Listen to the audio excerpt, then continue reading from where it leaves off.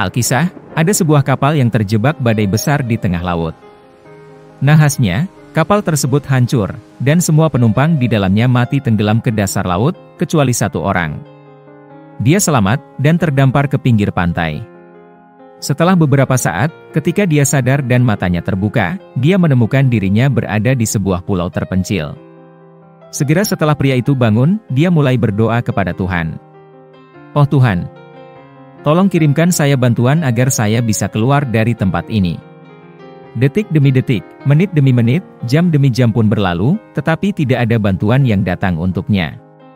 Maka pada hari itu dia menghabiskan malamnya dengan tidur di pantai.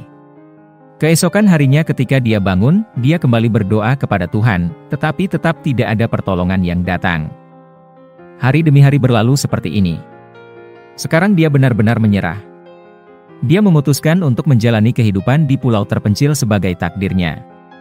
Pria itu mulai mengumpulkan kayu, dahan, ranting, lalu membuat gubuk untuk dirinya sendiri. Lalu dia mengumpulkan barang-barang dari puing kapal yang hancur dan menyimpannya di gubuk. Dia mulai bertahan hidup dengan makan kelapa dan ikan di pulau itu. Suatu hari dia menyalakan api dan pergi mencari makanan. Ketika dia kembali, dia melihat gubuknya terbakar. Dia sangat sedih karena gubuk itulah satu-satunya tempat berlindungnya. Dalam kemarahan dia mengangkat kepalanya ke arah langit, dan mulai mengeluh kepada Tuhan. "Oh Tuhan, aku sudah meminta padamu untuk mengirimiku bantuan, tetapi Anda tidak mendengarkan doaku. Aku telah membangun gubuk di sini untuk hidup, dan Anda membakarnya juga. Anda sangat kejam." Dia sangat kecewa dan terus mengeluh kepada Tuhan sampai malam hari dan kemudian dia tertidur di pantai. Di pagi hari dia dibangunkan oleh suara yang sangat keras. Ketika dia membuka matanya dia melihat bahwa sebuah kapal telah datang. Dia tidak bisa mempercayai matanya. Dia sangat senang bahwa akhirnya bantuan datang kepadanya. Lalu dia naik ke kapal dan kapal itu pun mulai berlayar.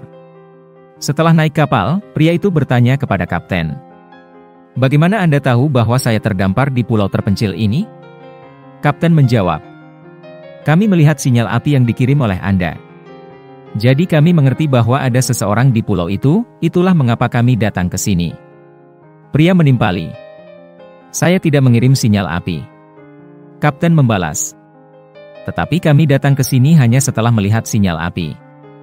Pada momen itu, si pria teringat gubuknya yang terbakar.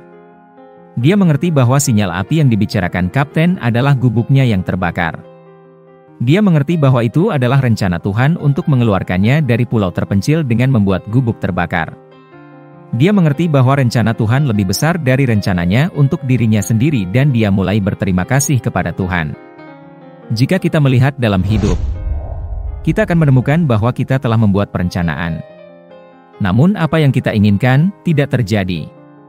Kita selalu berusaha memahami kejadian-kejadian dalam hidup dengan pikiran kita yang terbatas.